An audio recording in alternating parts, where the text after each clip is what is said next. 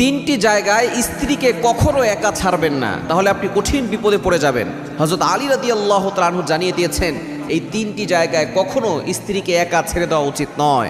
আমরা অনেক স্বামীর আছে স্ত্রীকে যে কোনো জায়গায় একাই ছেড়ে দেই, এটা কখনো করবেন না। এক নাম্বার, যদি আপনার স্ত্রী কখনো বিপদে পড়ে যায়, আপনি অবশ্যই ঢাল হয়ে আপনার স্ত্রীর পাশে দাঁড়াবেন, কেননা বিপদ থেকে ওই সময় স্বামীকে খুবই প্রয়োজন হয়।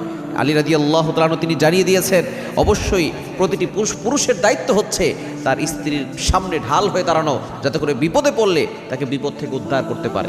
দ্বিতীয় নাম্বার হচ্ছে, স্ত্রী যদি অসুস্থ হয়ে যায় তখন স্বামীর দায়িত্ব হচ্ছে স্ত্রীর সেবা করা, স্ত্রীর খেদমত করে দেওয়া। অনেক স্বামী আছে বলে আমি পুরুষ, আমি স্বামী, আমি কেন তার খেদমত করব? খবরদার। নবীজি সাল্লাল্লাহু আলাইহি ওয়াসাল্লাম স্ত্রীদের সেবা করতেন, এমনকি যাকে চিনতেন না তারও সেবা করতেন, এমনকি কাফেরদেরও তিনি সেবা করেছেন।